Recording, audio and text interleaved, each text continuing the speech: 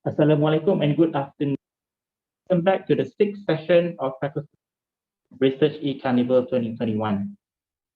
I'm Shafiq. I'll be the moderator for this session.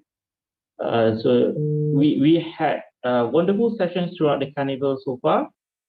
We had the pleasure to hear about issues particularly on autism, consultant development, and also heard inspiring stories from Miss Desiree, the founder of where she is spearheading the advocacy. Following that, we listened to Azrianti, Mr. Faris, and Ms. Narisa on the worrying trends of metabolic syndrome among children and how they are trying to address this issue. Second, we are changing the direction from the children and adolescent group, adult group. So we are changing a bit. For the first half of the session, we are going to hear from Dr. Muhammad Saleh, a senior lecturer from the Preventive Medicine and for Research in AIDS, Malaya. Dr. Nur Afika research activities have incorporated a community-based participatory research, a CBPR component. In this approach, she engages of people who use drugs in short and NGOs. Together, they collect the views in the design of health programs that are key and interventions. She is actively involved in knowledge transfer, promoting the use of evidence-based settings. She is also interested in drug policies, especially the impact of on youth and families. She is also student-led action for evidence-based or SLED in short. The program that run by youth. Without further ado, let's hear a pre-recorded talk by Dr. Afika, and she will at the end to answer all the questions.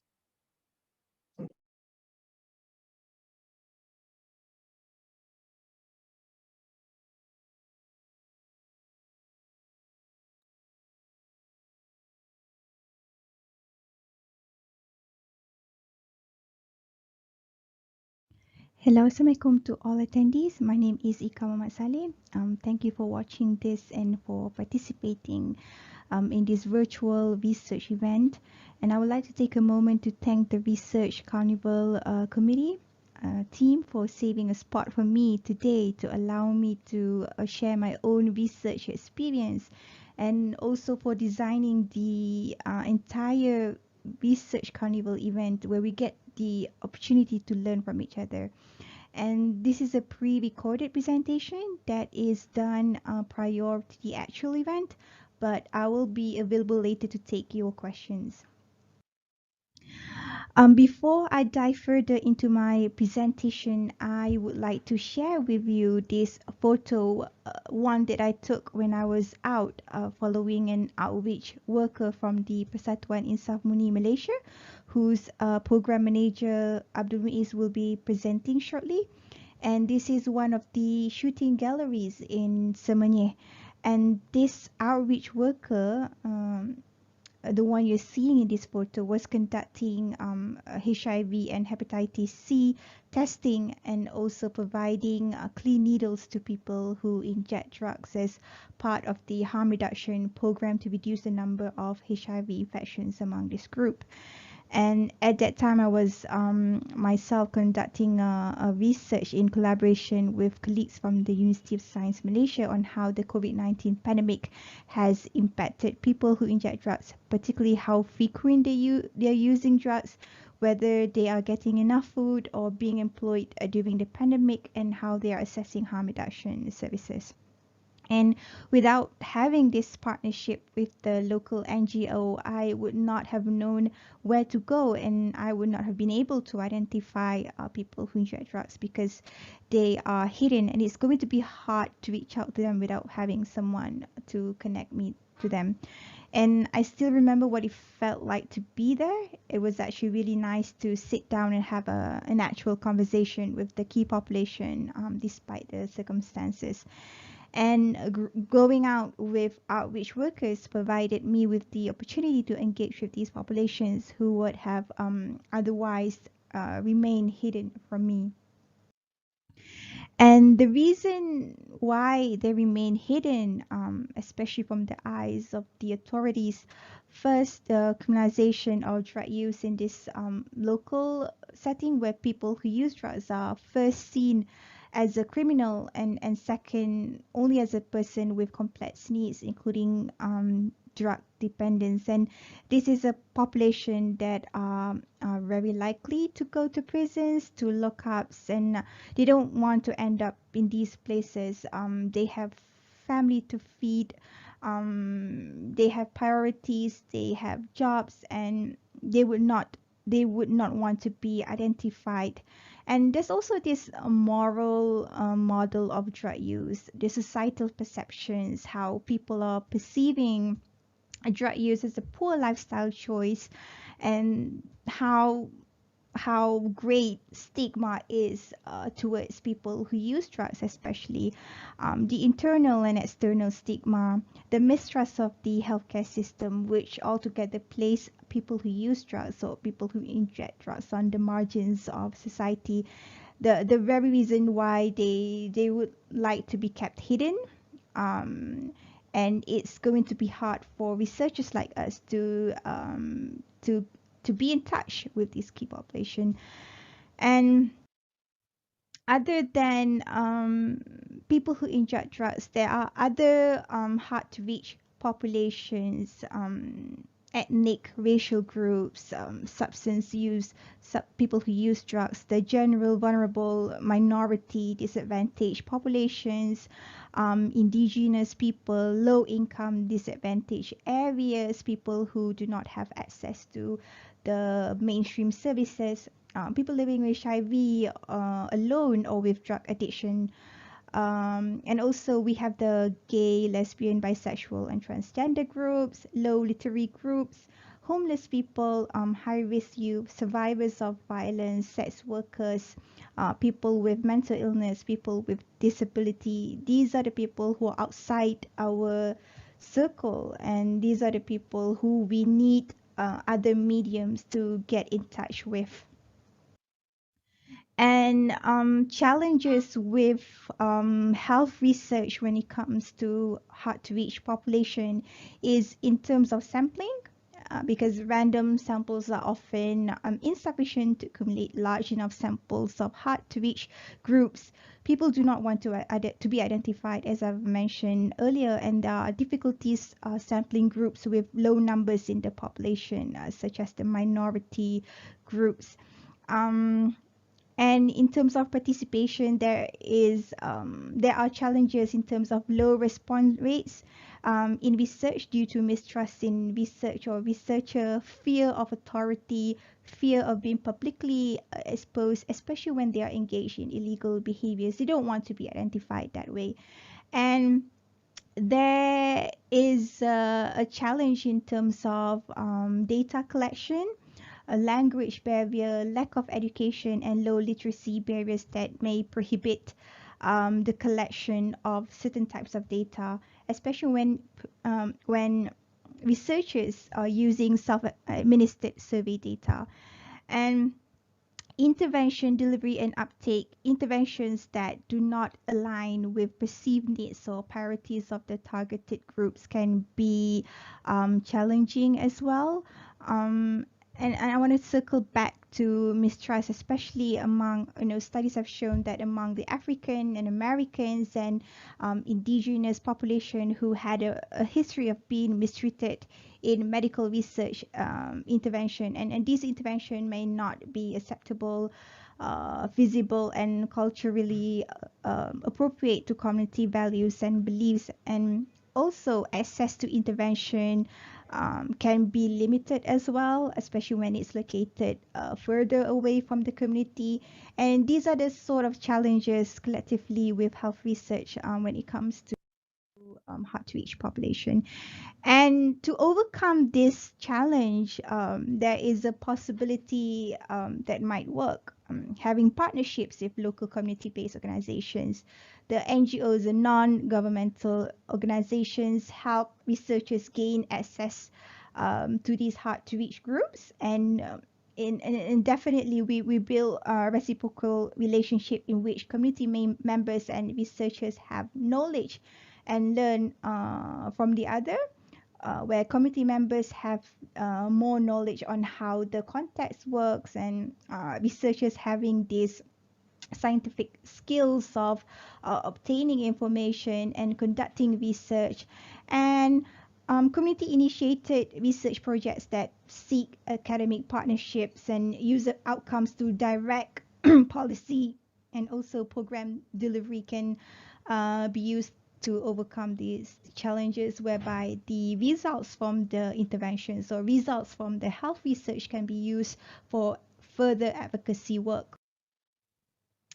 And specific roles of NGOs, and alternative to random sampling would be to do a non-probability sampling, including snowball, social network, or respondent-driven recruitment, venue-based, targeted sampling, capture, recapture, and many more. And in leveraging on these partnerships with NGOs, there is an opportunity to use convenience sampling, where we recruit participants who are seen as convenient to researchers. And there are even cases where snowballing techniques through respondent-driven recruitment are done by having the first seat amongst clients of the organization. So even among peer workers from NGOs who often share the same characteristic with study participants.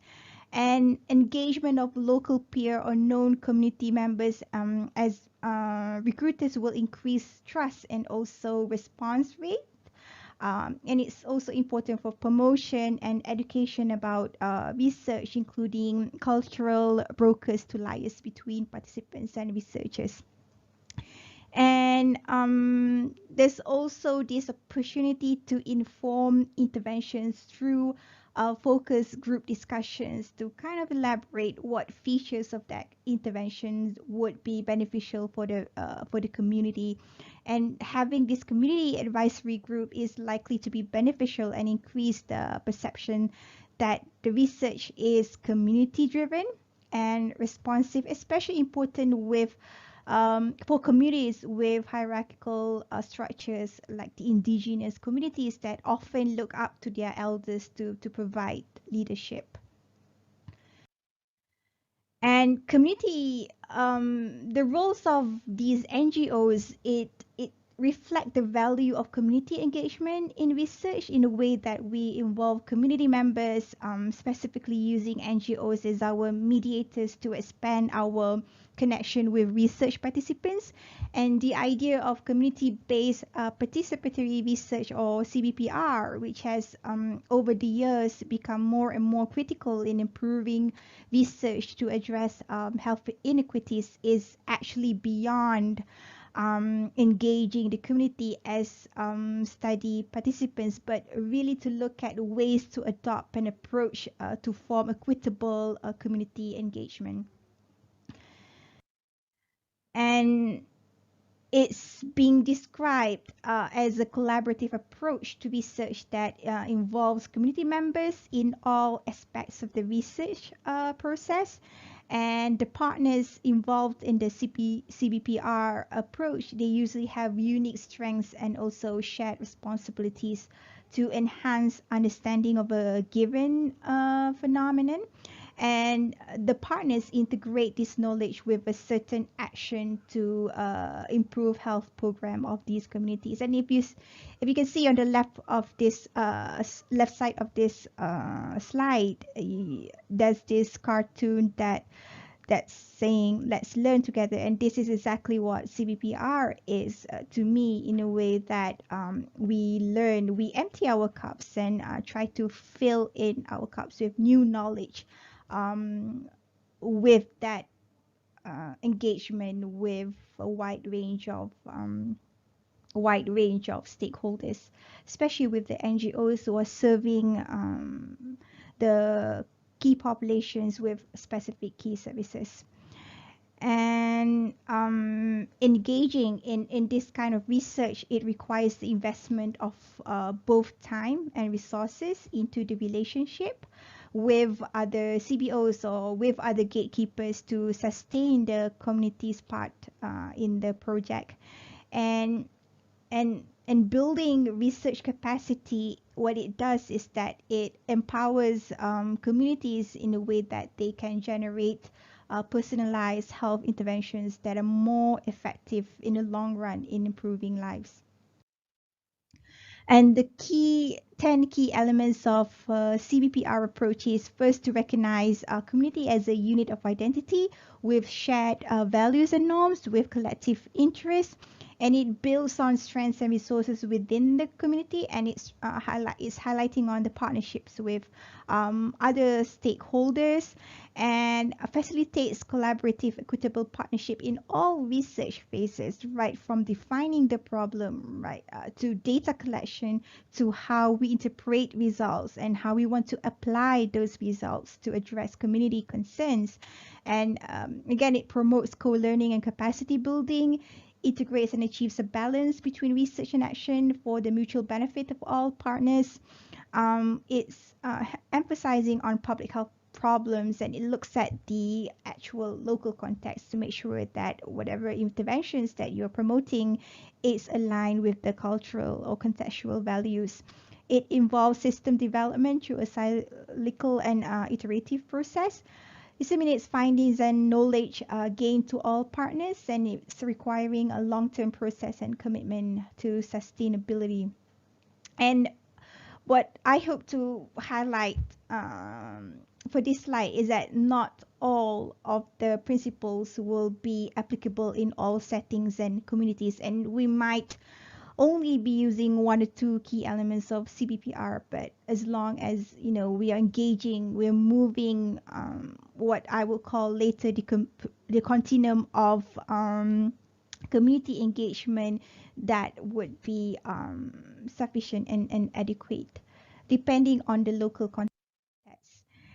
And how exactly does the CBPR approach fit into the whole idea of community engagement in research? It's important to, again, as I've mentioned, to note that there are various levels of community engagement in research, and this continuum of community engagement, it serves as a guideline for us researchers to see which level are we at in engaging with the community with no community involvement on the far left of this diagram. And as we move across the continuum, we are seeing increased levels of community engagement from community consultation, community initiated projects, and CBPR right here, almost at the far end of the continuum, as a higher order example of community engagement. And what we aim to achieve is this community driven, community led health related program.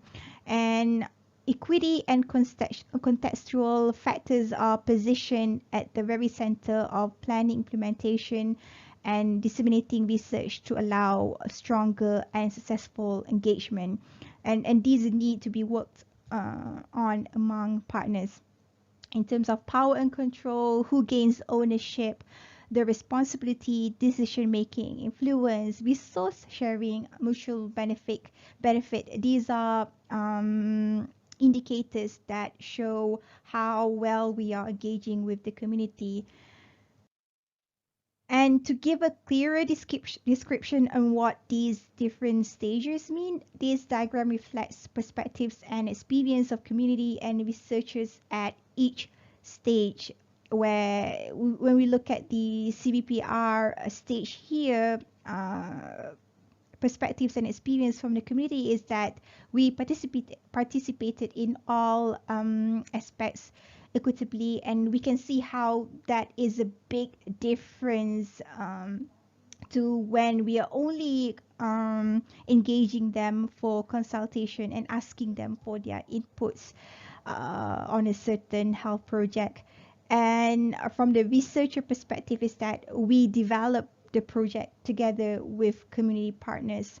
And we're seeing that when it is situated on the, towards the far right of this continuum, we can confidently say that we are doing community-based participatory research. We are engaging them in all aspects of the research, right from defining the problem and also, when we translate these findings into actual meaning.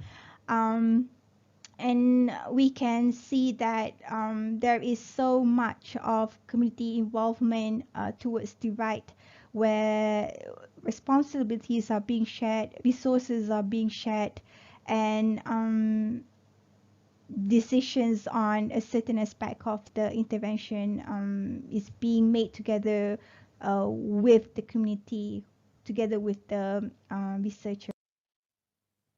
And I would like to take a moment to share this case study, a partnership with PIMM or Persatuan Insaf Muni Malaysia, the Samara study, which is a study to engage Malaysian people who inject drugs to comprehensive HIV key services. And this is an IRG funded program, funded study. I act as the program leader, and I could not have made this possible without the other sub-program leaders. So for SB1, it is an implementation of a community-based patient navigation model to engage PWIT into HIV treatment and prevention and treatment services. And the second sub-program is the social support among PWIT or people who inject drugs engaged in HIV key services, an assessment of family educational and psychosocial needs. The sub-program leader is Dr. Ahmad Shamsuri from the Faculty of Education. And finally, the third sub-program is enabling data linkage to assess health outcomes among PWIT engaged in a community-based intervention that is led by Professor Dr. Adibah Kamruzaman. And in a nutshell, this is a graphical abstract to explain briefly what the whole study is about.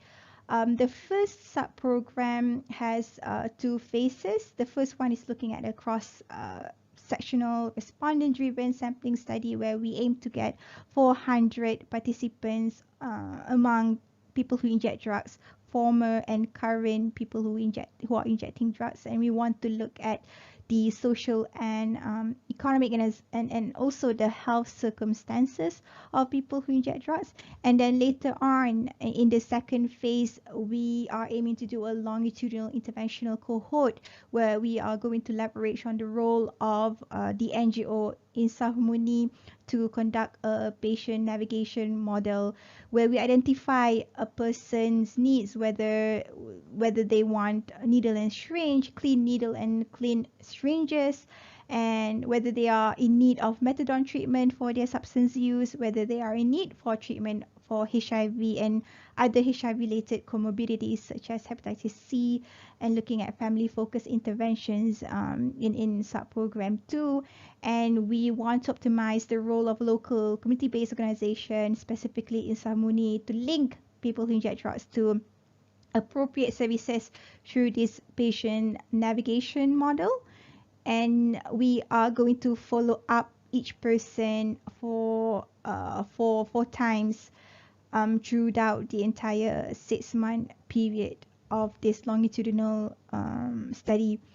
And in the second sub-program is that we want to focus on the families of PWIT through a family-focused intervention.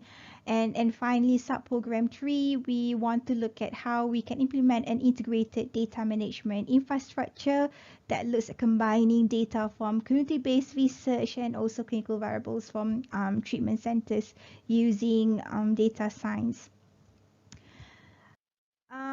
And key areas of Insaf Muni's involvement is that when we first approached Insaf, which is the leading organization for people who inject drugs in Klang Valley, we had these two research questions to assess the social, economic, and health circumstances of PIRIT, and second, to explore what can we do to sustain the low number of HIV rates through comprehensive HIV key services that focus on the immediate environment beyond the individual. I remember sitting down for hours with community members trying to figure out what is needed, and um w- based on the idea of comprehensive HIV key services and how to engage people in HIV services.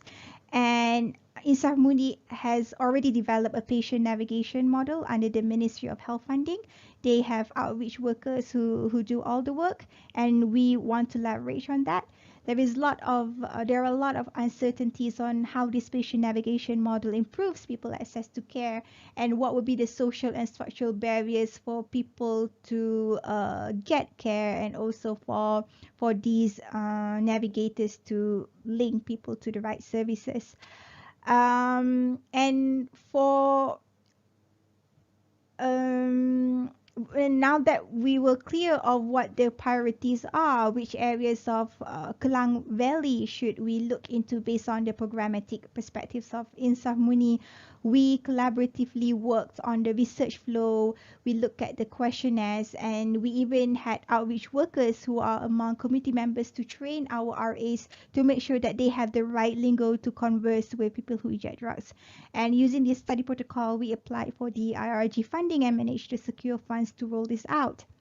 And the Samara study is now being conducted in Pandamaran, Kelang, and the collaboration did not stop there. During the implementation phase, we continue to collaborate by sharing resources, including materials, including HIV rapid test kits. And we have outreach workers who are certified to conduct rapid tests and urine analysis to work together with RAs to do the screening. We also have peer workers among the community who is also not only crucial in the recruitment, but also to help with the research flow. And we also leverage on Insaf Murni's existing relationship with the JKN and also with KK Pandamaran. The healthcare team in Pandamaran has been invited as a collaborator in our research, looking at ways not only with the research aspects, but also in terms of services, especially on how does an integrated data management system can actually help them with their own data and in turn their own services. There were discussions on how we want to protect patients' confidentiality and which party can see what kind of data through the system. And finally, today is a nice example of how research dissemination can be done together with Muiz from Insamuni presenting later on behalf of the community. Yes, sharing photos of what is being conducted in Kelang. We have outreach workers conducting the HIV and Hep C rapid tests, and in times of the pandemic, we want to make sure that the safety of the participants and also our staff is protected, and we had to do this version of interviewing where we use the Discord channel to conduct interviews, either virtually or physically, the same office but with barriers. Some of the challenges with CBPR is, from doing the research with the local NGO and from the partnership is actually to maintain the boundaries. And this is especially important for me when it comes to wearing different hats. And I tend to take a more active role of an advocator when I see myself as part of Insaf Muni, and there are times that I start calling for better services for key populations. So that's one hat. And the other hat for me is wearing this researcher hat, and what it means for me to stay focused on the scope of research. And I guess it would be the same for when we have peer researchers conducting the research. When they conduct focus group interviews, interviewing their own community, and there is a possibility of getting emotional, and there's also bias tendency that needs to be addressed. by researchers prior to research. And there is a need to start training our communities on how to do ethical research as well. And there's this challenge of research that addresses a single area of need, which kind of limit the social responsibility to intervene. For example, we've had participants coming in and trying to look for employment services where we don't really intervene, especially during the first phase of the study, and this is beyond our scope in terms of employment services. And before I end, I would like to acknowledge these team members from Persatuan Insaf Muni, our RAs from Ceria, from Faculty of Education, Faculty of Medicine, and also community members. And we've got people from Ceria, from SPM, from the Faculty of Education, from API, from New York University, and also from KK Panamaran involved in this Semarak research project. With that, I end my presentation. Thank you.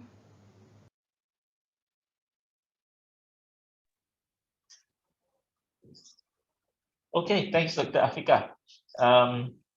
I had a sneak peek at the Q&A tab. We do have several questions addressed to you. It's very interesting for some of them, but we will let you respond to them in Q&A box. And we will revisit the questions after our next speaker session. So our next speaker is Mr. Abdul Muiz Jailani. He has been with Persatuan Insaf Muni Malaysia since 2009 as a program manager. His task is to manage harm reductions programs and HIV infection through sexual transmission in Kuala Lumpur and Selangor. Today, we will listen to his talk on the initiatives and works conducted by Persatuan Insaf Muni Malaysia.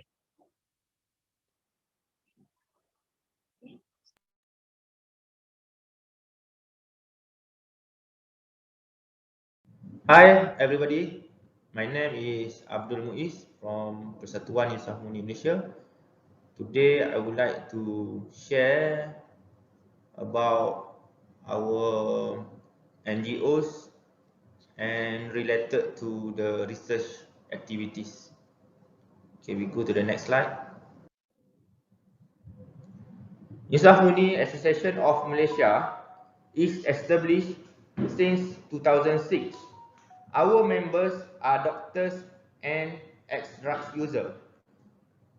We are doing harm reduction program, needle syringe exchange programs, NSCP, that's run by ex-drugs user since 2005, and Methadone program since 2005 by medical practitioner.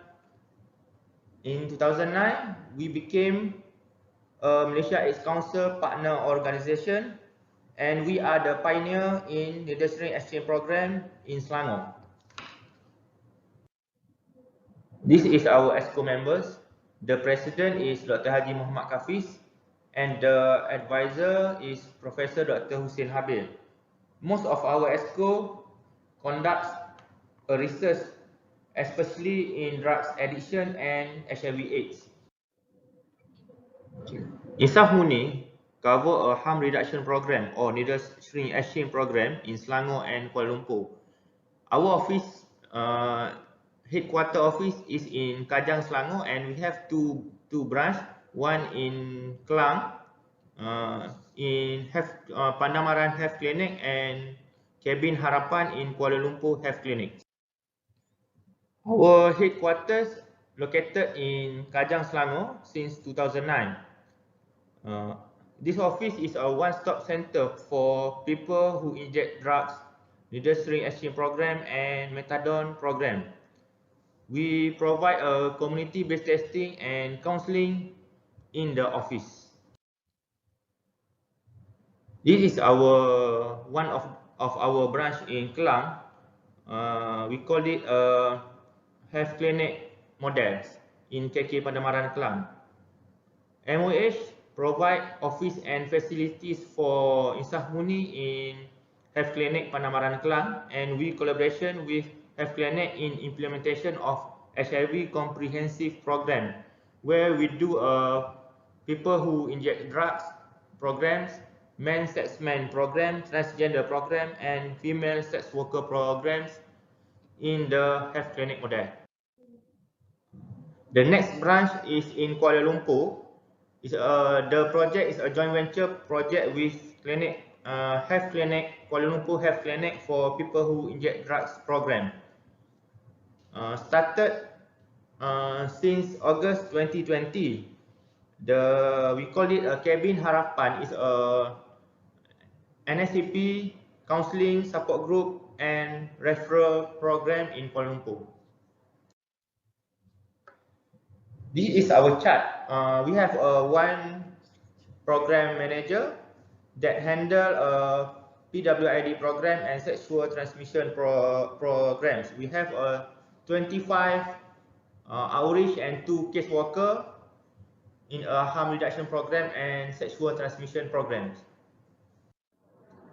Our main activity is first is a harm reduction program that we have 2 programs in harm reduction programs, needle syringe exchange program, NSCP and Methadone program. The second is HIV prevention for sexual transmission program to 3 key population: MSM, transgender and female sex worker. The activity is before we do a program, we have a dialogue with a stakeholder. For example, Ministry of Health, PDRM, JAKIM, and National Anti-Drugs Agency. The advocacy with the police departments, meeting and dialogues is very important to tell the agency what we are doing. We also do a training and development, example in-house training and workshops. And before we do a program, we have mappings and focus group discussion where we discuss before harm reduction program will be run. Our outreach activity is needle syringe exchange program kits, syringe and needles distribute to the clients, condom, pamphlets and IEC or information education communication pamphlets. We deliver information, knowledge and awareness to elevate stigma in community. Besides that, we refer our client to health clinics and government hospital to methadone program, to screening HIV, hepatitis C, TB or STI. And we refer them to get a treatment, HIV treatment, Hep C treatment. Sometimes we refer them to the welfare department, and it's a very important to we refer them for a job placement. We also doing counseling to our clients who have a problem about addiction, stigma or HIV treatments. We do a support group doing by our peers.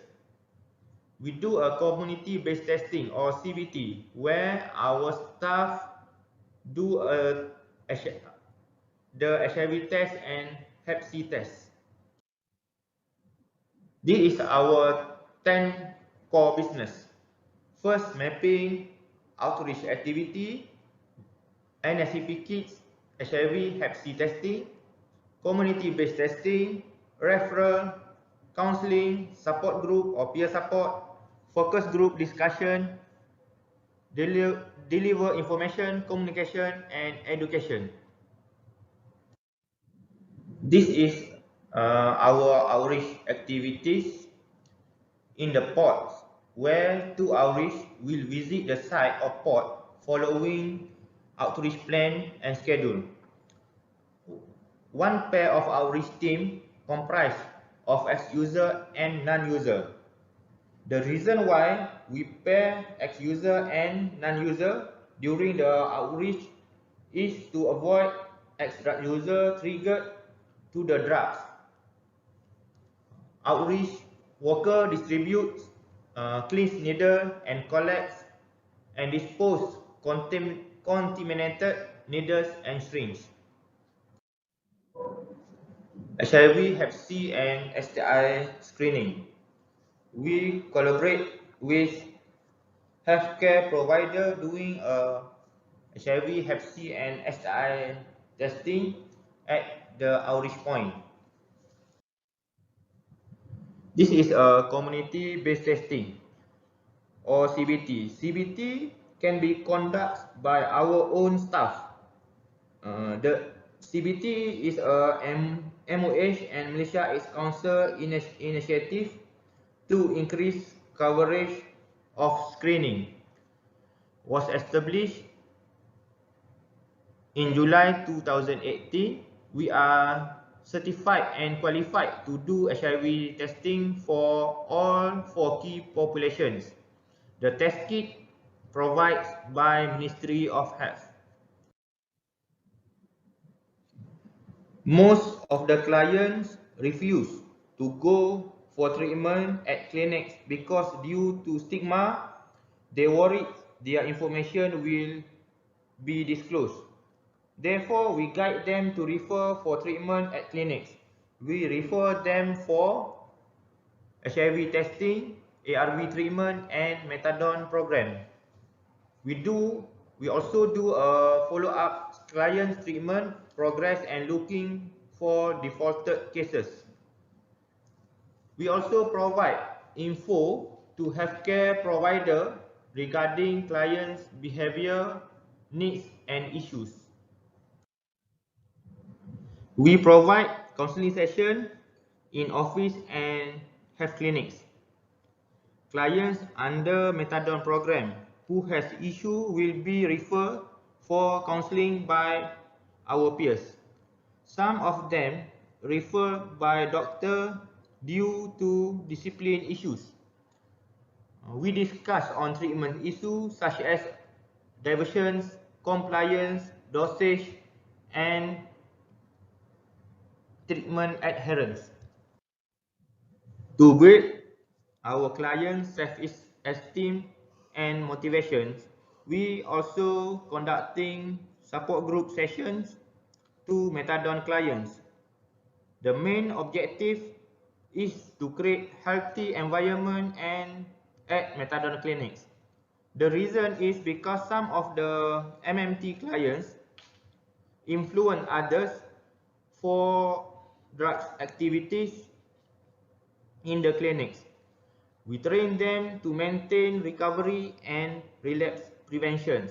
Sometimes we collaborate with other agencies such as welfare department, religious department and labor department run a support group sessions. Focus group discussion we do to assess our clients' needs and other issues related to harm reduction programs. From the results or outcome in focus group discussion, we can plan strategies for program improvement. We do a planning and activities program based on clients' needs. We implement awareness campaign by deliver information, communication and education to our clients and stakeholders. Handling our pamphlets, video, poster and flyers to target groups. We use communication skills to promote behavior change in potential clients. We educate them, our clients and stakeholders on prevention and treatment. Besides core business, we do run few projects and activities such Stigma and Discrimination projects. These projects implemented in Pandamaran Health Clinics. The main intention for this project is to reduce stigma and discriminations among healthcare workers and communities towards people who inject drugs and people who live with HIV. Indirectly, will upgrade client self-esteem and confidence. About 20 clients appointed as a volunteer.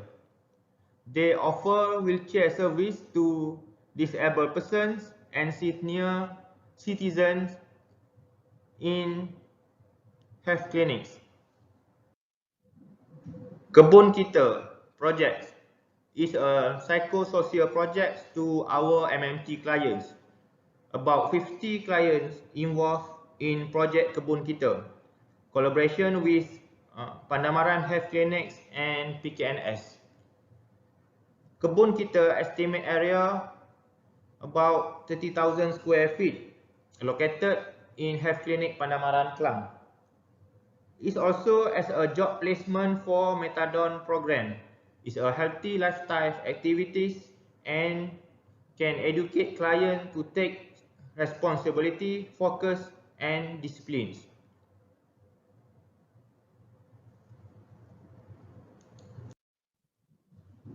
Semarak study is latest research collaboration with Ceria University Malaya. This helped in Klang. 400 people who inject drugs are involved in this research. 150 of them will be referred to health clinics to get access for treatment. Key responsibility of Insaf Murni. Insaf Murni conducts consultations like sharing ideas to ensure success of the study. Find a suitable location for a study. Assist Ceria to collaborate with Selangor Health State Department and Pandamaran Health Clinics. We provide training to research assistants related to people who inject drugs. Example, how to communicate people who inject drugs behavior and what the RA must do and don't. Finally, our responsibilities to recruit according to research criteria. Other activities that we also run a Methadone award ceremony. The purpose is to build up spirit of recovery and motivation them as a role model to others. This award given to successful clients in methadone treatment, such as good compliance, good retention rates, improved quality of life, style, and etc. We also to highlight awareness in community regarding benefit of methadone program. Awareness program is an important part in our programs. We do a program with religious officer in Kajang Mosque to avoid stigma and discrimination within community. We do a motivation program to methadone patients and their families. We also sharing knowledge on methadone treatments and healthcare provider. This is our home visit activities by Insaf Murni. We give a moral support by visiting clients and their family. The most of our needed clients, we provide home essentials to ease their burdens. At some point, we collaborate with Ministry of Health, private sector, welfare department and others during our home visits. This picture shows our activities and programs.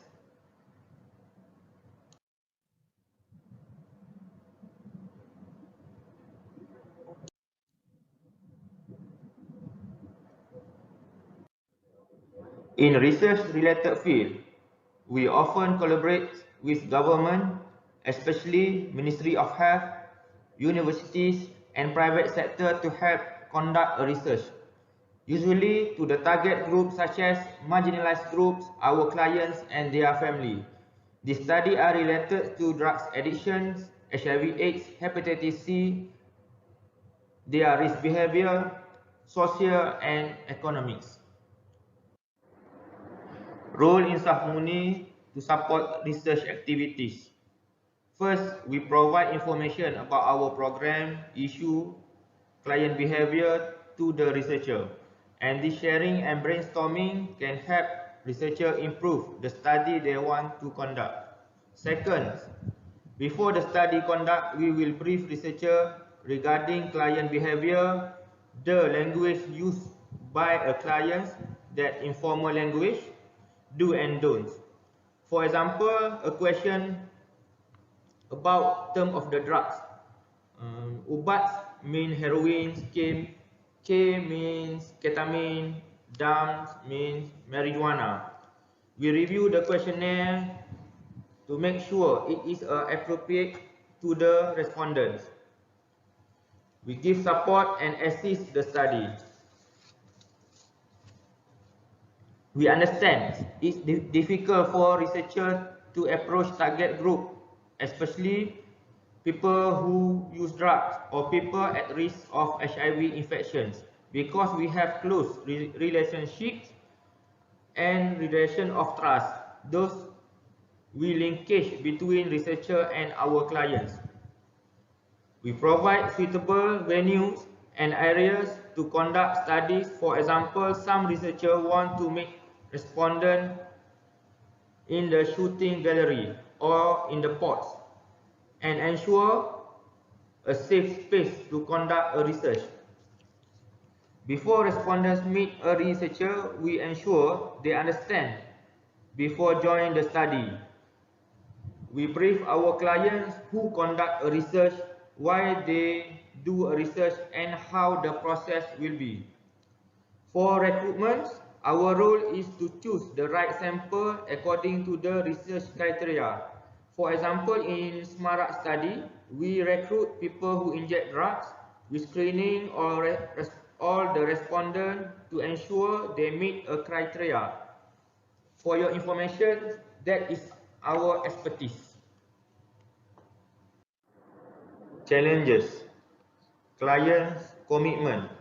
In terms of client time, they difficult to stay longer. Close lose focus with answering question, addiction problem, and do not have financial resource to come to the study site. Client trust issues. The client main concern is being arrested by the police. They worry about meeting and sharing information with a new face. Previously, there had been cases where the port was raided by the authorities after the study was conducted. Client accused us and the researcher providing information to the authorities. Researcher safety. There is a risk to researcher where they are exposed to the risk of infection, for example, stepping needle in the port. There is possibility of rape during the study, delusional clients, and there were cases of clients carrying drugs during the study was conducted. Clients' needs. Clients misunderstand between studies and programmatics that Insaf MURNI runs. They seek assistance from researchers such as financial aids and welfare. Informal language. Researcher translate the questionnaire according to the client language to client understand the questionnaire. Benefit to Insaf MURNI from the research. Benefit to clients. From screening, client will be referred to have facility to get treatment of HIV, Hep C, and enroll to MMT programs. From the outcome, we evaluate the program effective and efficiency in our service delivery. Access clients' need, we can refer client for shelter or welfare departments. Evaluate client knowledge, understanding, awareness, risk of infection, treatment related to infectious disease and addictions. Client can sharing their experience and issues, expand the outreach coverage, screening, HIV or Hep C or STI, referrals, that tokens motivate client to come out from the pot with the rapport between the government, universities, agencies and others. For more information, do contact us. Thank you.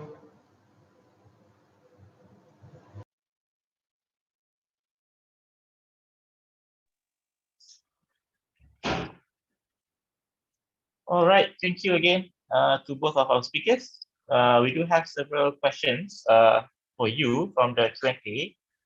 We try to answer as much as possible during the live events, but I think although Mr. Muiz and Dr. Afika has answered as much as possible in writing, I'm going to take the liberty as a moderator to pick some of the interesting one, and then everyone can hear the answer from our panelists. Question will be from City to Dr. Afika, I believe. I remember years ago there was an effort trying to decriminalize people who use drugs. What's the current progress? Thank you for the question. So yes, decriminalization of drug use is still a hot topic. It's still being hugely debated. And I think we are seeing the benefits of decriminalizing people who use drugs because of their personal drug use. And recent developments in terms of drug use decriminalization is that we're seeing the development of a bipartisan group among our politicians to support these efforts. And I think I'm seeing more of these issues being discussed on social media, which is very good development. But I think the general perception on drug use decriminalization is still very low among the society, and that we need to continue having more discussions on this. I hope that answers the question. Yeah, thank you, Dr. Afika. Hope that will materialize very soon because it's a good initiative. Yeah, okay, so probably the next question to Encik Muiz. Encik Muiz, how do you help with the job placement for the people that you help? Okay. For the job placement, we have link with private sector. So we refer them such as to restaurant, and we also have link with NGO under the Selangor State or under a Sultan Selangor. Let's say because it says they have trained our clients. We refer them. They train our client for 6 months. The capacity of the clients, and they will refer them to the private sector, and their target group is our youth and our clients too. Yeah. Right. Thank you, Encik Muiz. That's a very good initiative so that no one will be left out. Okay, so next question that has not been answered by our panelists in the Q&A box. Is there any stigma towards people that do CT and reach out, that do the reach out program at the ports? So perhaps relevant to both of you. Basically, is there any stigma towards you guys doing the job, doing the outreach? Yeah. I think if I understood the question correctly, is that stigma towards individuals who are coming forward to do CBT and getting these HIV-related services in ports, right? I think I can answer half of this. Yeah. There are certainly stigma with challenges, especially when it comes to people who want to assess. and to alleviate the harmful effects of stigma, programs in NGOs like Insaf MURNI are structured in a way that people are empowered to obtain these services. And speaking on behalf of Insaf MURNI, Muiz can correct me. Insaf MURNI is also doing continuous engagement with authorities, with the police, to make sure that that we are enabling this environment for people who want to access these services. Right, Muiz? Yeah. Yeah. For me is Okay. where stigma is still exists. It still exists. In the port or in the health settings, still exists. Or so it's our job to reduce it. And I think answering the first question by one of the attendees on research / NGOs improving stigma, as what Muiz has mentioned just now, stigma is still very strong for people who use drugs, for people who inject drugs. But I can say that there is substantial progress in terms of how services being delivered, other than working with community workers who are also people who use drugs. We break stigma and by empowering them and also partnering with health facilities.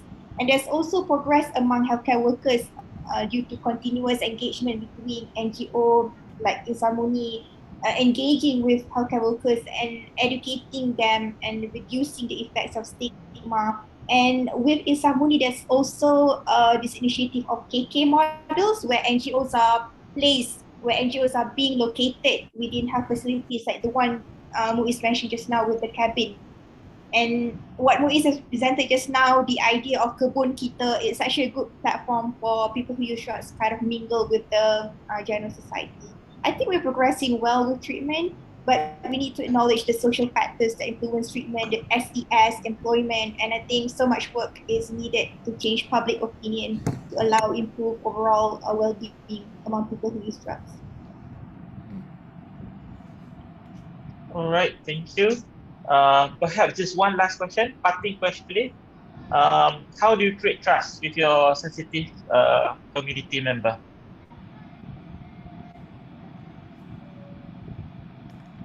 Create trust. Yeah. To me, it goes back to what committee members we need to do a formative assessment to kind of explore what people feel comfortable with, the kind of places they are more comfortable to go, the kind of people they are comfortable to speak with, and there's a need for social innovation, and there's a need for creativity as well. We need to be creative on how we want to engage with sensitive community members. We can do activities as well. We can organize activities depending on what their interests are. And again, it's good to go to the ground and explore the opinions on what they're comfortable with and what their needs are. And we go around that. All right. Thank you so much, Dr. Ika. Perhaps that we will epitomize what we want to achieve with this research carnival, because the theme is about public and involvement. So we want to involve as much as possible the patient, the community, the public into our research, not just as a participant, but also from the beginning to formulate the research as well.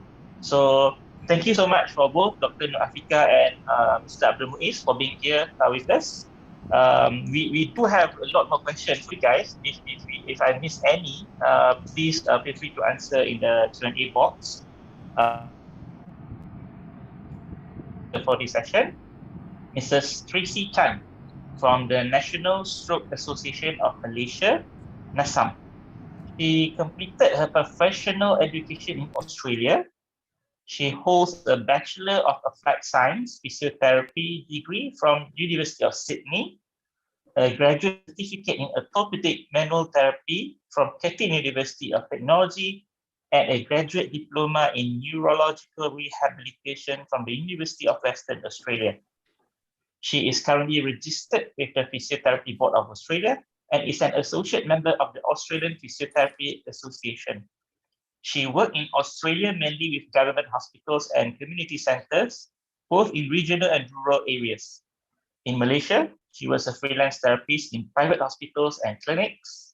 She began with NASAM as a locum back in 2005 before becoming a full-time therapist and later the rehabilitation coordinator. After a gap of a few years when she was away in Australia and lecturing in a local university, she rejoined NASAM in 2017 as the head of rehabilitation.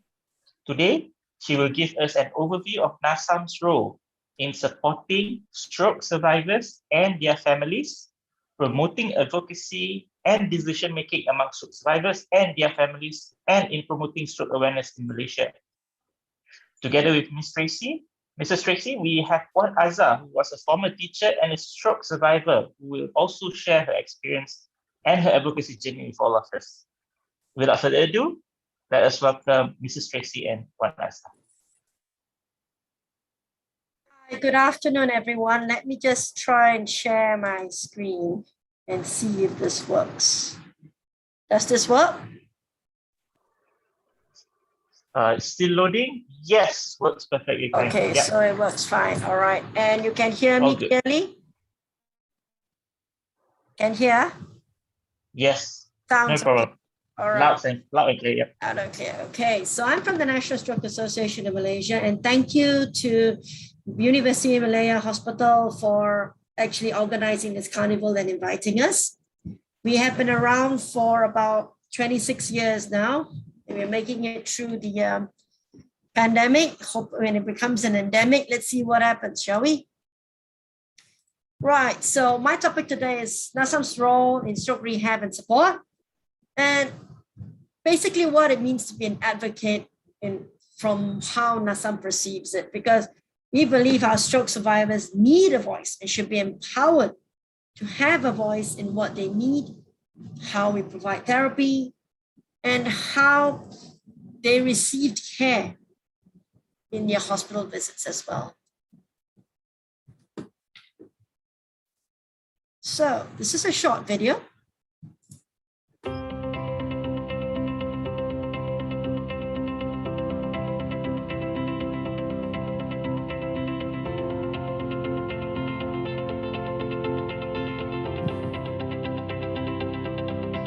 I am strong, I am brave, a stroke champion, not afraid. I work hard, help myself. I will never give up, I will celebrate my life with pride. I am a champion, I am a champion, hear my voice.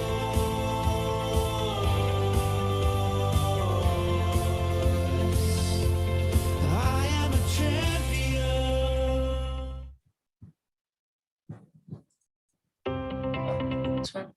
All right. So basically, that's the stroke games that we held in 2019, just before we went into MCO in 2020. And I'd like to say that some of the stroke survivors are actually running faster than my therapists. We at times had doubts whether some of them could achieve some of the sports and undertake some of the sports, but it was designed so that they could participate. And yes, we had a lot of fun. So what's our mission? Our mission is to promote the fact that there is life after stroke. You should not be sitting at home after stroke, being isolated or depressed and wondering what to do with life. You know, there is life. There are many things you can do. And the stroke games could actually show many people you can do a lot after a stroke. Is what you want to achieve. We would like and push towards empowering stroke survivors to return to the community. They should not be embarrassed about the way they walk, about how they're moving, or some of them who can't speak and communicate well. They are still part of the community and they can still contribute to the community. Our other role is to educate the public about the prevention of stroke, to let them know what is a stroke, what you need to do if there's a stroke, and what to do after a stroke. Stroke recognition is still a major issue in this country because many a time if the stroke is minor, it tends to get ignored or missed. Of course, we all know the chances of getting a bigger stroke after that is much, much higher, and catching it at that point is painful for everyone. So how do we help people return to the community? The stroke family, stroke champion is part of our family. It's part of the rehab team as well. We make them like a big family.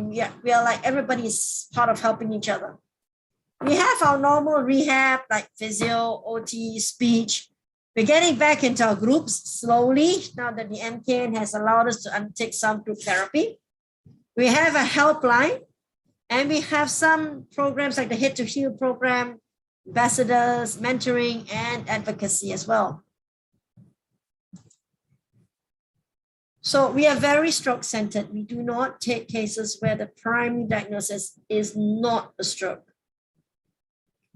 Although we may have people who've had a stroke and have other issues as well.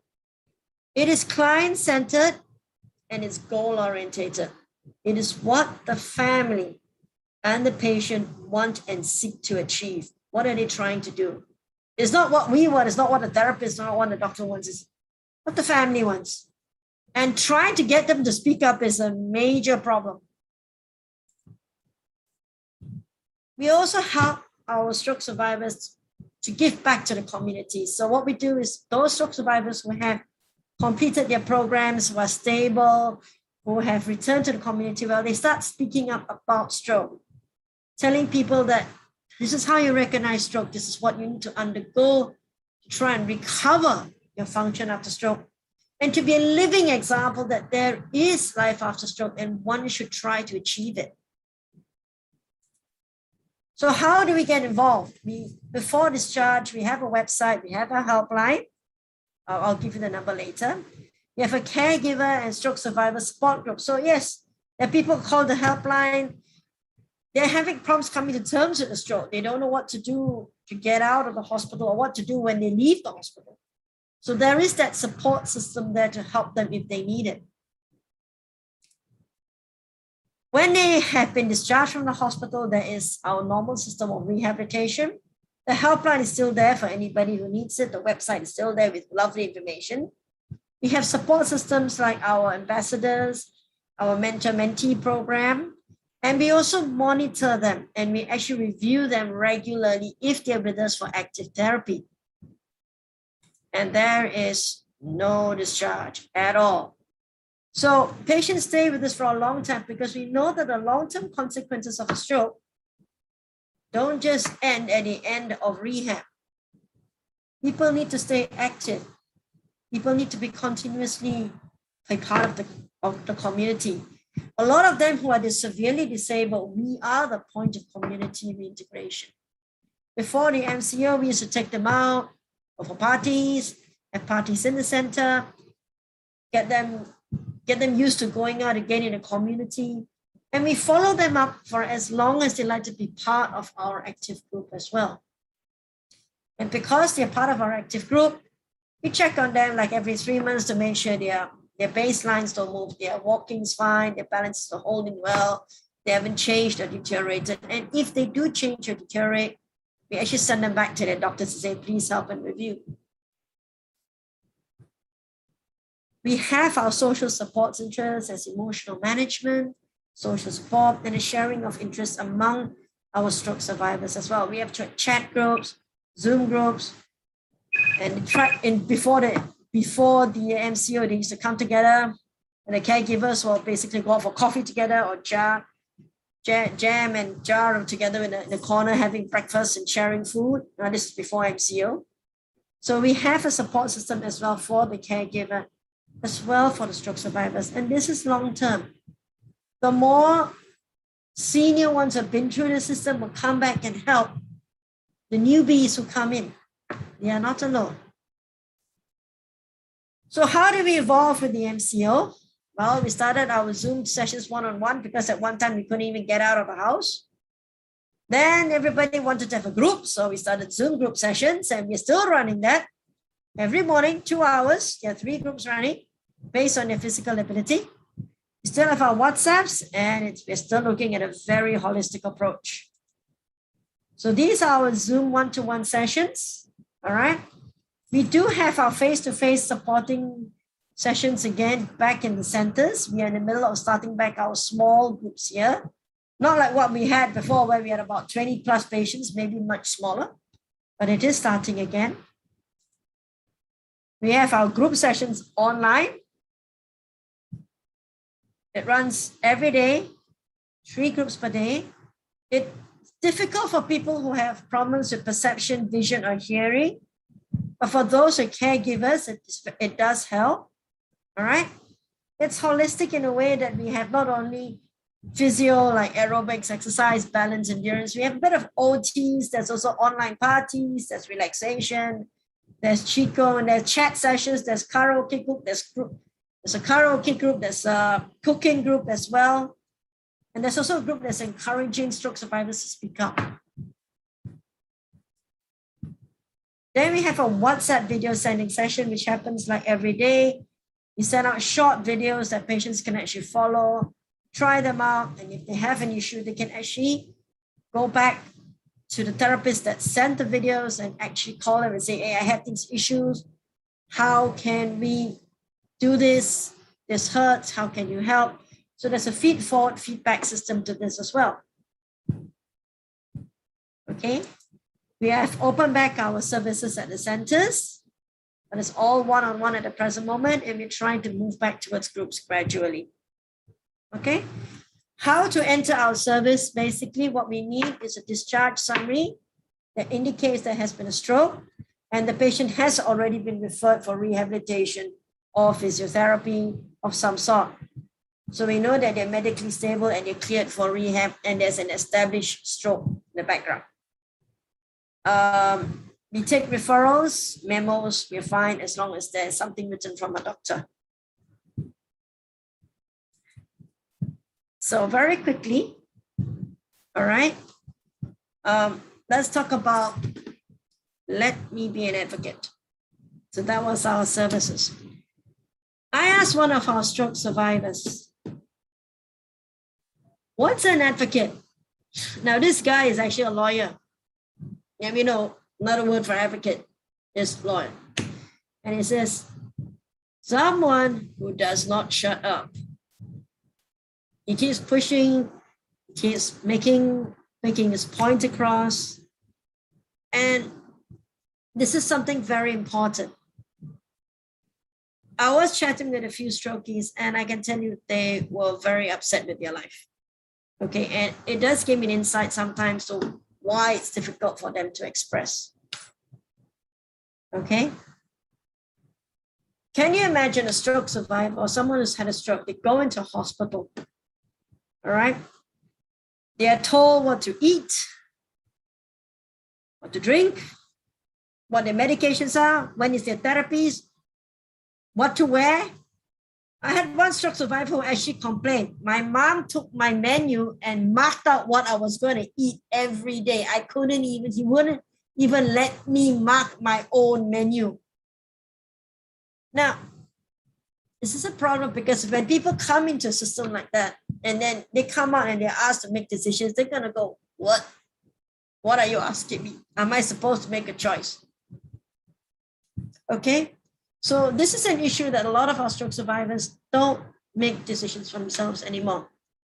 It is done by very, very helpful or people who want to help them a lot by their family members, doctors, nurses, even me as a therapist. I get saying, okay, you're doing this today, off you go, you know?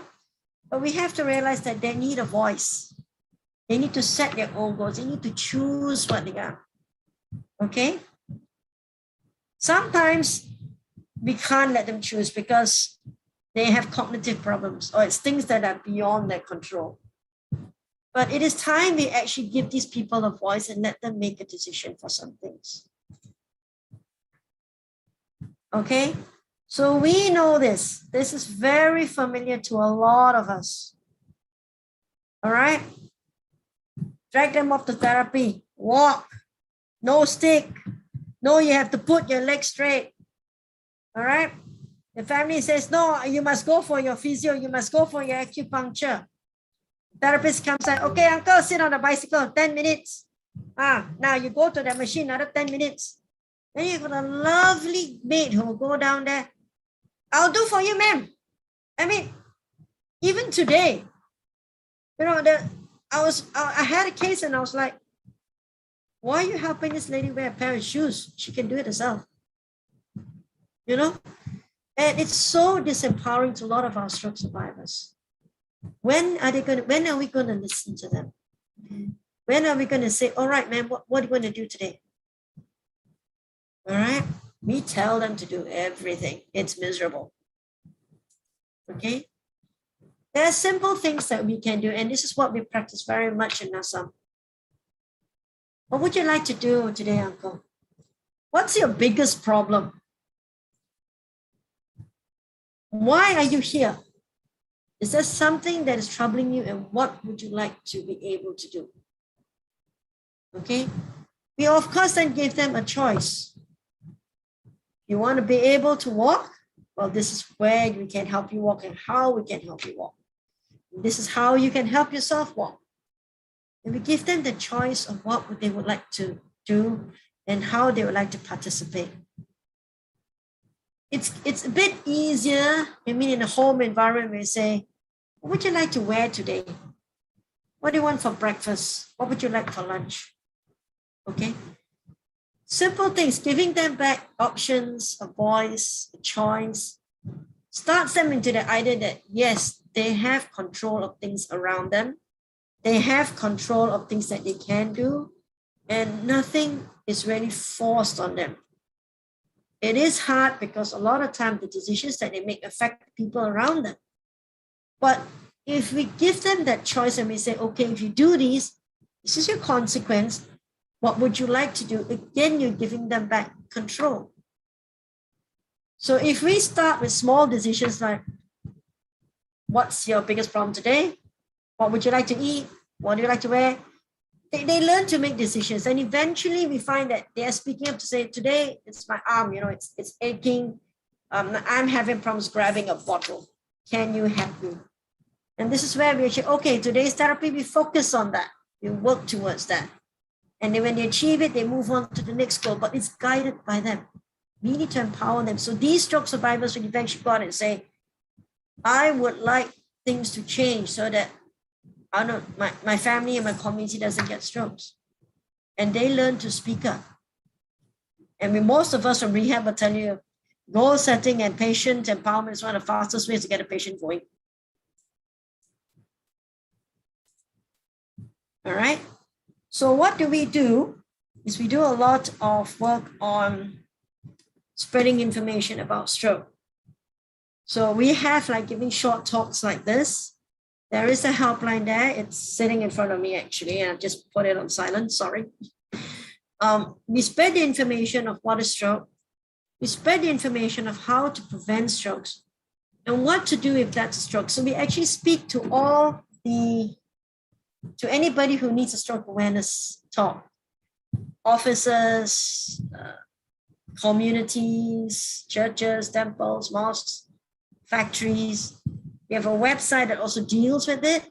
And we are also linked with the World Stroke Organization as well. So we also adapt to their program. So this year, their program is looking at precious time, which basically looks at things like creating awareness about how to recognize a stroke and getting to hospital as soon as possible to prevent further damage to the brain. So WSO is doing precious time this year. All right. And we have our quarterly stroke news, which is you can download from our website, which gives inspirational stories about stroke survivors who have recovered and how stroke survivors are then getting other people to come into rehab if they need to. to recover and get back their function. Okay, so this is where we spread our word. Our website, helpline, Instagram, it's all there. How the medical community can help us is that to raise awareness among stroke survivors that they are not alone, that the National Stroke Association is there. We can send out booklets, information sheets about stroke. Our stroke news can also go out to any of the hospitals that request it, to help stroke survivors realize that they are not alone, that there is life after stroke. And we're going to work towards that so that no stroke survivors can be left alone out there without rehabilitation and a chance to recover back as much as they can of their function and to live in optimal levels of function and a fulfilling life as best as they can. Okay, so the next speaker is Puan Azza. I believe she's going to speak about her experience of a stroke. What was good, what was bad, what helped her get better, and how we can help her and many others who've had a stroke regain their lives. Okay, so this is where you can find me and the National Stroke Association. That's the helpline, our website, and our YouTube. Okay, thank you so much.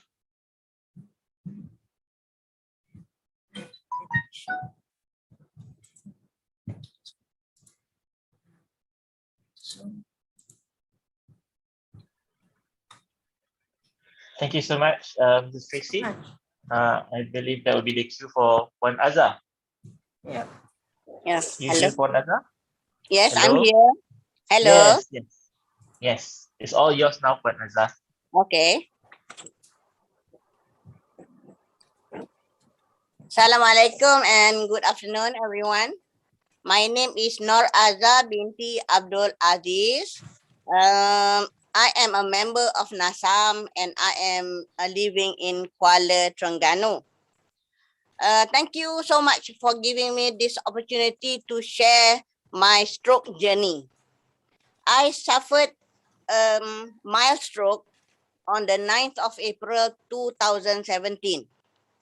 The doctor said that it was the Lachi level and there was a small or minute blood clot on my left brain. Now what happened was, after 24 hours, I was paralyzed on my right hand and leg. At that time, my BP reading was 159/113. Luckily, my speech and memory was not affected. So, Alhamdulillah, because at that time, I was still working. I was a school principal of Stigma, a fully residential school in Kuala Terengganu. So I was warded for 4 days at the hospital. And before I was discharged, I asked the doctor's opinion. How do I get well as soon as possible, as quick as possible? Why? Because I knew I had a great responsibility and I wanted to get back to my school. Okay. So I believe, number one, self-determination is very important if one strokee wants to get recovered quickly. So I listened carefully. I adhered to all the doctor's advice, all the do's and don'ts that we have to really follow through. Another thing is about taking medication. I would like to reach out to all the strokees out there. Please take your medication as prescribed on time. Do not miss any of your medication and try not to mix with other traditional herbs, etc., whatever, because, well, something might go wrong. I have always believed in, in our science. So I wouldn't want to go to, shaman or whatever. Next, I followed the doctor's advice. I got a personal physiotherapist who came to my home 5 days a week for work on a working days, and for almost 1 month. Now she targeted me to be able to walk again within 1 month. But I said to her, a month is too long. I want to get back on my feet as soon as possible. So whatever exercise she did with me, for me, I repeatedly, I did all the exercises on my own in the mornings and in the evenings when she comes, because she comes in the evenings for like 2 hours. But then in the mornings, I was doing it on my own. So I believe that self-determination is very important. And on top of that, my family members, my husband bought me our own gadgets for me to exercise, like, gripping balls, and then these static bicycles for my feet, and again, other gadgets, like walking frames. Of course, the wheelchair should be there. And next, I would like to mention family support. Okay, family support is very crucial because they are the caregivers. Once you suffer from a stroke, whether it's severe or not, you will need a caregiver. And my family members really made a lot of sacrifices. So I am the type of person who is very independent all this while. And I did not want to be helpless. I don't want to stay in that condition. So I believe that these are the points that a strokee should consider. And then I would like to share with you what I did, which was commendable by the doctors at the rehab center, because I started my own journal. And this is my journal where I started my first entry about 2 weeks after the stroke. This was my right hand handwriting. So bad. You can see it was bad. I could hardly scribble. And then after, I was making entries for almost like a few days later, and it got better and better. You see, my handwriting started to improve until even my physical started to improve. 1 month after my stroke, I was given an appointment at the occupational therapy and physiotherapy sessions at the hospital, which was quite late, I believe, because at that time I was already standing. So what I would like to say next is, when I recovered from my mild stroke, I was back at my workplace after 4 months, which I think was quite remarkable. I'm happy with my progress.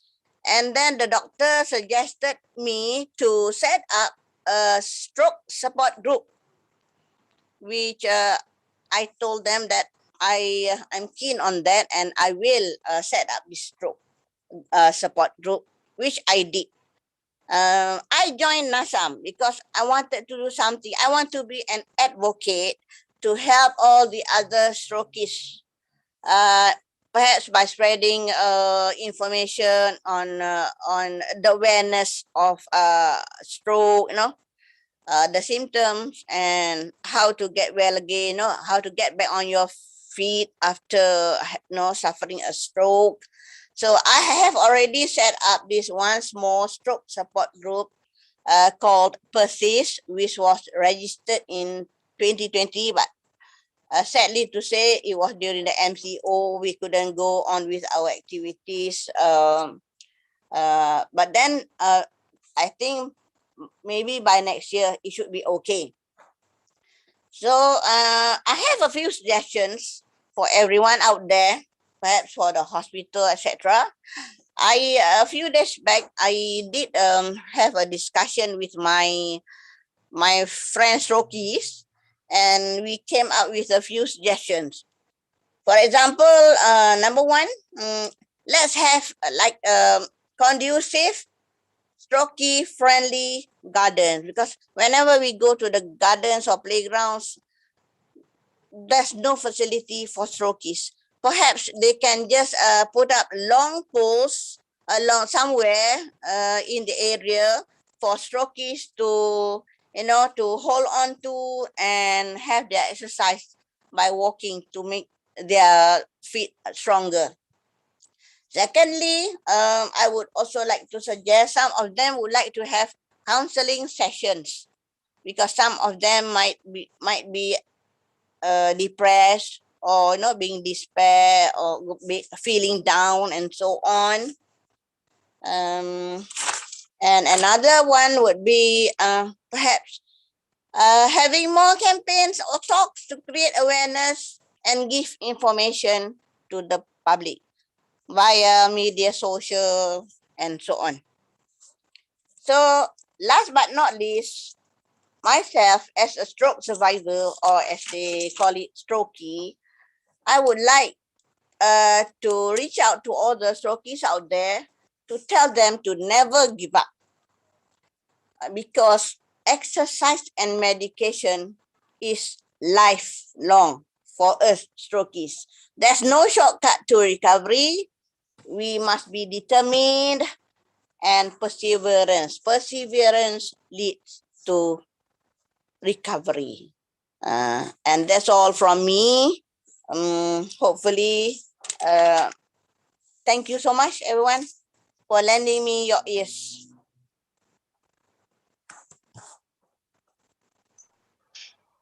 Thank you so much, Puan Azhar. And of course, thanks, Mrs. Tracy, just now for the insightful talk on what NASAM can offer. Yeah. You just heard from Puan Azhar, her inspiring stories, as well as the brilliant suggestions, really. So now let us look at the question posted by our attendees. The first one, I believe it's a general one, so both of you can answer.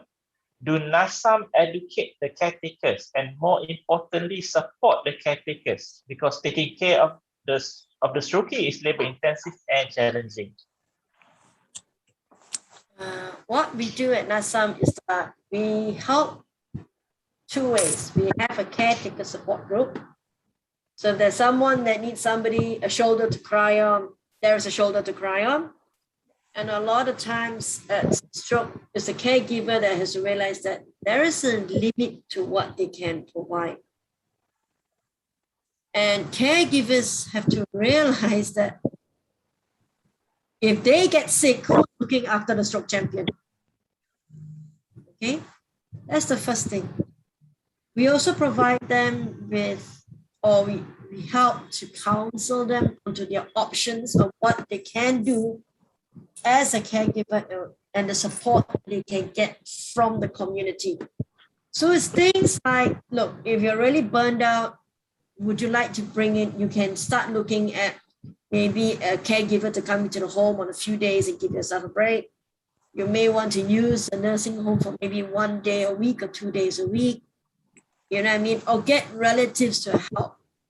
So that's how we actually support the caregivers out there. We sort of like give them ideas and let them make decisions, that sort of thing. And to let them know they're not alone. They're seriously not alone.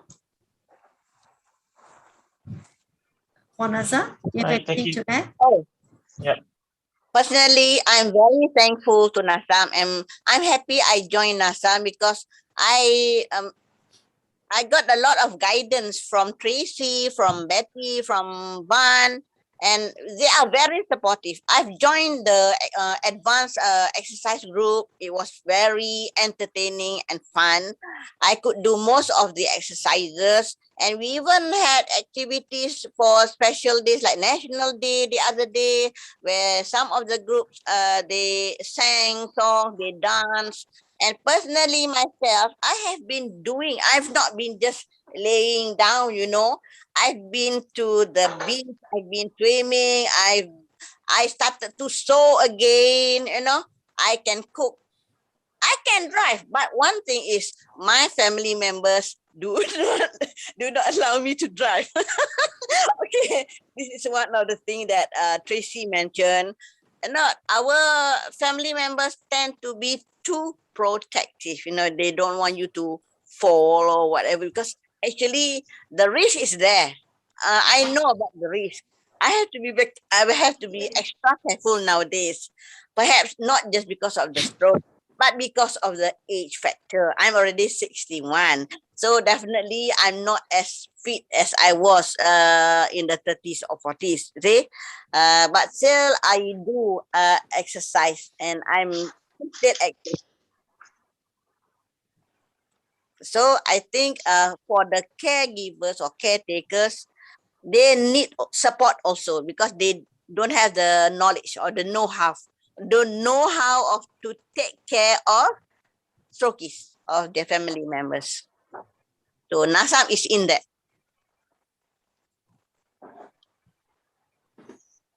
Right. Thank you so much, Puan Azhar. Perhaps to follow up with what you have shared, there has been a question asking to Puan Azhar about what motivates you to come back stronger during the difficult time.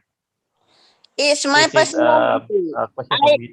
Yeah. Can I answer now? Okay. Now, Yes. the main motivation was I don't want to be helpless. I don't want to be dependent on others, because if you suffer a stroke, then you are going to be a burden to your family members, and I do not want to be that. And as I said before, I was still working and I wanted to perform. You know, I've just been promoted to a very good school, a fully residential school. So I would like to, you know, I have my own great expectations. What I want from my students, from my teachers, what I want to achieve, my KPI. So these are the things that push me. But the main reason for myself is I want to get back on my feet. I do not want to be an invalid. Okay. Right. And That's definitely inspiring. just to share with you, doctor, just a few months after I recovered, one of my friends invited me, took me to her brother-in-law's place. You know what? He wanted me to give a motivation talk to her brother-in-law who has just suffered a stroke. So I was there, you know, talking to him. He couldn't, his speech was affected. He couldn't speak, but I could see tears going down. So I think that is the thing that really satisfies me. That's why I want to be an advocate. And I have friends calling me up. Thank you so much, Puan Azhar. Yeah. I have friends calling me up to help them. Right. This was questioned by our YouTube live viewers, actually, from Puan Nuraini Rudi. So I think she will be answered. Thank you so much, Puan Azhar. Okay. Next question will be from, let's see, we have quite a number of questions here. I have to scroll through. Okay, perhaps this one. Who financially support NASAM? Maybe Mrs. Tracy can answer this. Yeah. So NASAM is completely supported by NGOs and by, I mean, we're an NGO, so it's completely supported by donations, by generous donors. Hassana is helping us out. Yayasan Sandabi is also helping us out. And various corporate donors who have generously given to us over the years. I have to admit, things have gotten very tight over the MCO. So any donations are always welcome at NASAM. But yes, we are basically living on the generosity of the Malaysian community and people. Yeah, we don't get there you go. So everyone, please support NASAM for their good work. Yeah. All right, thank you so much. We have next question from our YouTube live participant. Can a stroke survivor join NASAM for activities, not rehab? Okay, so this is quite interesting in the sense that what is rehab and what is activities? Okay, we have exercises because we are long term. We move beyond that active rehab stage. A lot of stroke survivors have been with us long term. Actually, are there for the daily gym session, daily chat session, party session.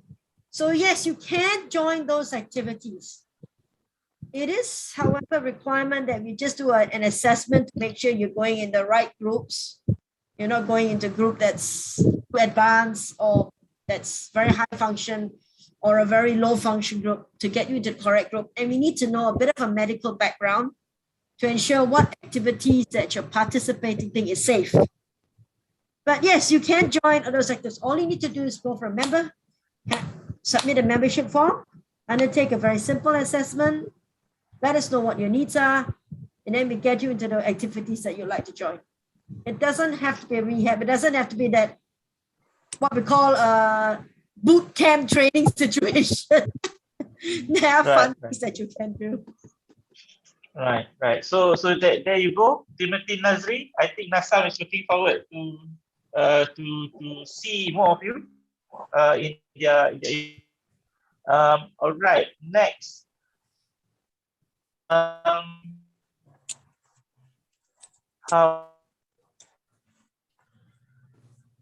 What is the success rate of NASAM, and is there any other NGOs like NASAM?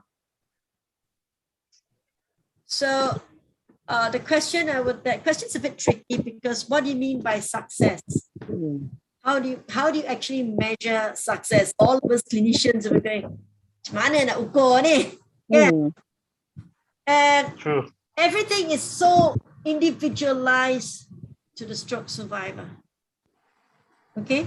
What I would say is one of the milestones that NASAM has achieved so far is that we've actually undertaken 2 stroke games.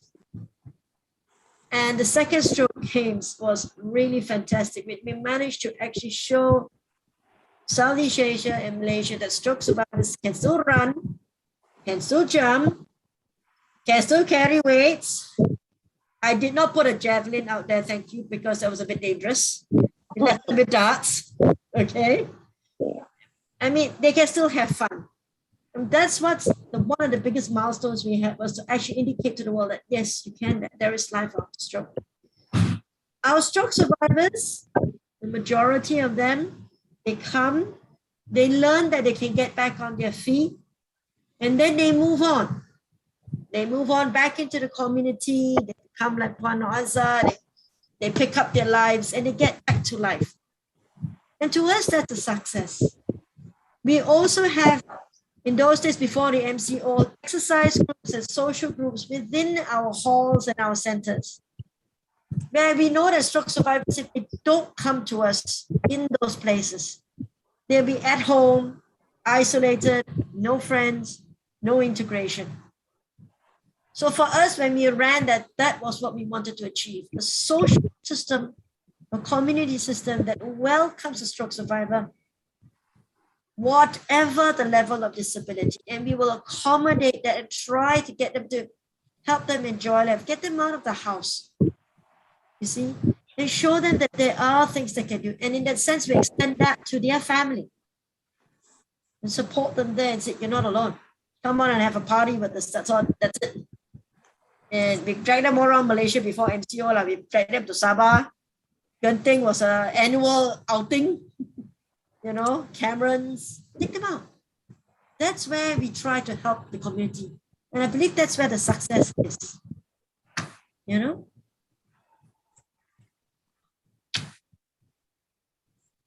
Right.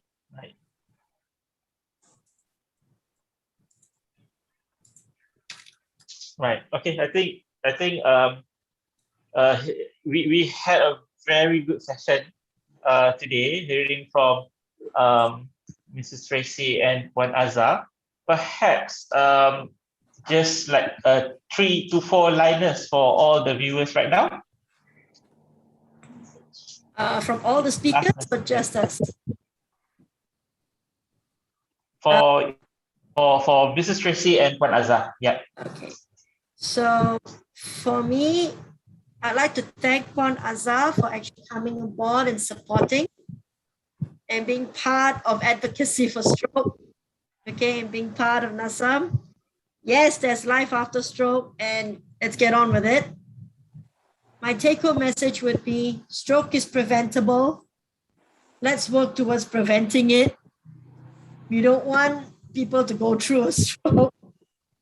The second thing would be rehab is required and necessary to attain optimal function after a stroke. And yes, we are there for the long term and the long run if you need us. That's what NASAM is there for. I'd like to add on a bit. To all strokies out there, let us join NASAM because it is the National Stroke Association of Malaysia. We need to, to join this kind of support group so that we are not left out or being alone, and this is one of the biggest opportunity for us to get help, professional help from the physios at NASAM, and then even join the so many activities which are very fun. I have no regrets at all. And strokies, please remember, there's always a silver lining to every dark cloud. Get help and get up on your feet. Thank you. Thank you so much, Puan Azhar. Thank you so much, Ms. Tracy. With that out of the way, we have reached the end of the session today. We at the FM Research E-Carnival are truly grateful for the sharing session by both Ms. Tracy and Puan Azhar, and of course, Dr. Afika and Mr. MURNI'S prior to that. We wish NASAM all the best for your effort in alleviating and making the experience for all Malaysian strokies or stroke survivors as pleasant as possible. Thank you so much. Thank you so much. It has been very inspiring. Thank you again, Doctor. Thank you so much, Doctor. Perhaps just a housekeeping announcement for all our attendees who are here. If you have not registered your attendance, please do so using either the link posted on the chat area, or you may also scan the QR code on the intermission screen. We hope to see you tomorrow during our last session, of which we will have a very fun fitness session, a Zumba session with Prof. Naha. We will follow on from that by listening to Prof. Tan Mupin and Dr. Roshalina Rosli, hearing about one of the most prevalent issues among the elderly, which is falls. So following to that, we will also announce our lucky draw winners tomorrow, along with our 1-minute research pitch contest during the closing session. So we'll see you tomorrow and have a nice day. Thanks, everyone. Thank you. Thank you.